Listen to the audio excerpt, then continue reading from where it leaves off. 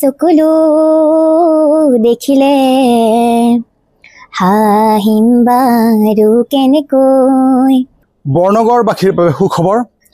আজি ঘোষণা কৰা অসম ৰাজ্যিক শিক্ষা পৰিষদৰ অধীনৰ উচ্চতৰ মাধ্যমিক শাখাত বৰ্ণগড় একেটা পৰিয়ালৰে দুই ভাই ভনী তেওঁলোকে সুখ্যাতি দেখুৱাইছে আৰু তেওঁলোক হ'ল বাস্তৱ কাশ্যপ আৰু ময়ূৰ কাশ্যপ। আৰু আমি এতিয়া আছোঁ তেওঁলোকৰ গৃহত আৰু আমি কথা পাতিম এই সুখ্যাতি দেখুওৱা বাস্তৱ কাশ্যপ আৰু ময়ূৰ কাশ্যপৰ লগত। এয়া বাস্তৱ কাশ্যপ, তুমি কিমান পাৰ্চেণ্ট পাইছা বা কি ফলাফল দেখুৱাইছা?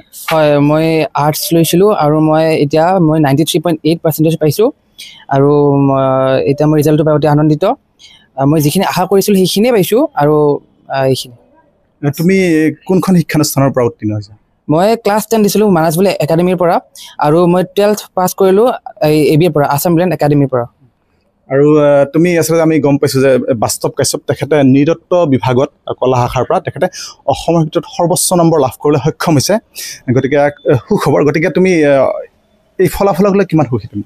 মই বহুত সুখী, কাৰণ অসমৰ ভিতৰত ষ্টেট হায়েষ্ট পোৱা মানে বহুত ডাঙৰ কথা আৰু সেইমতে এন্থ্ৰপলজিত মই 99 পাইছোঁ। চ' আই এম ভেৰি হেপী। আৰু তুমি চমুকে ক'বা আচলতে যিবিলাক নিউ এছপিৰাণ্ট বা নতুন ছাত্ৰ ছাত্ৰী আচলতে কি ধৰণে তুমি পঢ়িছিলা চমুকৈ?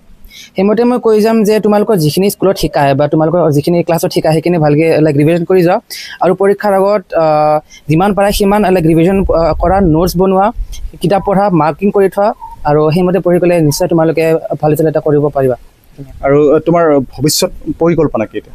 মই এতিয়া ভৱিষ্যত পৰিকল্পনা, মই চিভিল ছাৰ্ভিচত যাব মন আৰু সেইমতে এতিয়া মই ডিগ্ৰী কৰিম, BA অনাৰ্ছ কৰিম। তো এইখিনিয়ে। ঠিক আছে, তোমাক আমাৰ ফালৰ পৰা ধন্যবাদ জ্ঞাপন কৰিছোঁ। লগতে বাস্তৱ কাশ্যপৰ ভণ্টি ময়ূৰ কাশ্যপ তেখেতেও বিজ্ঞান শাখাত খুব ধুনীয়া ফলাফল লাভ কৰিবলৈ সক্ষম হৈছে।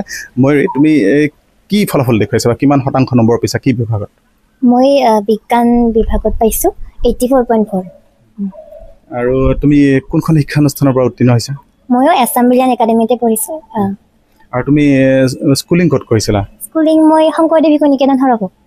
আৰু তুমি যি এতিয়া ফলাফল দেখুৱাইছা তোমাৰ দাদাৰ লগতে না, নিশ্চয় ভাল লাগিছে। গতিকে তুমি কেনেকৈ প্ৰস্তুতি চলাইছিলা?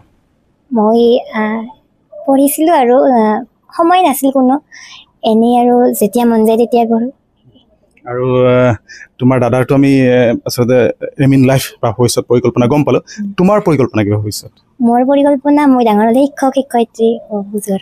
আচলতে খুব ভাল পৰিকল্পনা। বহুতেই আচলতে শিক্ষক শিক্ষয়িত্ৰী হ'বলৈ ইচ্ছা নকৰে আজিৰ দিনত, আচলতে তাৰ মাজতো ময়ূৰে ইচ্ছা কৰিছে, খুব এক পবিত্ৰ বৃত্তি।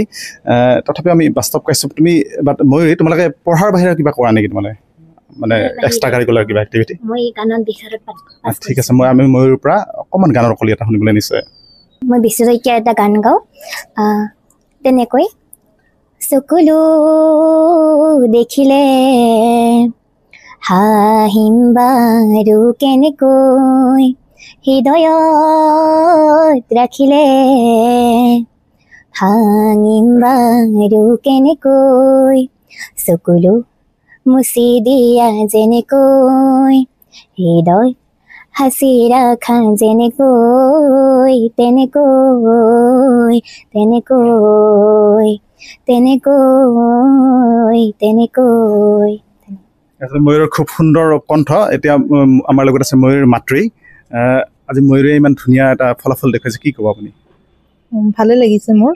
তাই বহুত কষ্ট কৰিছে, মানে ইফালে দেউতাকৰ মানে বেমাৰ হৈ থাকে অনবৰতে, সেইকাৰণে তাই যিখিনি কৰিছে ভালেই কৰিছে। আৰু আমাৰ ফালৰ পৰা শুভকামনা জ্ঞাপন কৰিলোঁ। লগতে বাস্তৱৰ মাতৃ আছে আমাৰ লগত। আজিৰ অনুভৱ কেনেকুৱা আপোনাৰ? আজিৰ অনুভৱ খুবেই আনন্দিত, সুখী, গৌৰৱ অনুভৱ কৰিছোঁ। এগৰাকী সফল মাতৃ হিচাপে নিজকে লাগিছে আৰু এইখিনিয়ে আৰু মোৰ ফালৰ পৰা ক'ব লগা। বাকী সি ভৱিষ্যত জীৱনত সি আগুৱাই যাওক, তাৰ প্ৰতি মোৰ শুভকামনা সদায় থাকিব। ধন্যবাদ, আমাৰ ফালৰ পৰা শুভকামনা জ্ঞাপন কৰিছোঁ। লগতে আচলতে বাস্তৱৰ পিতৃ কংকন দাস, তেখেত আচলতে বৰ্ণগড় এজন সপ্ৰতিভ ব্যক্তি। গতিকে এই মুহূৰ্তত আপুনি কি ক'ব ৰাইজক? ল'ৰাৰ ফলাফলত প্ৰত্যেকজন নাগৰিকৰ কাৰণে ভাল লগাটো স্বাভাৱিক, গতিকে মোৰো নিশ্চয় ভাল লাগিছে। ইয়াৰ ব্যতিক্ৰম নহয়। মই আশা ৰাখিছোঁ যাতে সি ভৱিষ্যত জীৱনত আৰু এজন সুনাগৰিক হয়, তাৰ লগতে সু মানুহ হয় এজন, সেইটোৱে আশা কৰিছোঁ। আৰু ভৱিষ্যত জীৱনৰ কাৰণে বহুত বহুত মোৰ ফালৰ পৰা শুভেচ্ছা থাকিম। আৰু আমি আচলতে লক্ষ্য কৰি আছোঁ বাস্তৱৰ ভণ্টি, তেখেতে কিবা ক'ব বিচাৰি আছে আমাক। তোমাৰ নামটো কি কোৱা? চিমনি কাশ্যপ। আৰু তোমাৰ কেনেকুৱা লাগিছে? তোমাৰ দাদাই ভাল ৰিজাল্ট কৰিছে, কি ক'বা? ভাল লাগিছে। তুমি পঢ়ি ভাল পোৱানে? পাওঁ। তুমি কি হ'বা ডাঙৰ হ'লে? মই ডাক্তৰ হ'ম। ডাক্তৰ হ'বা আৰু তুমি গান চান কিবা গোৱা নে নাই ডেন্স কৰোঁ।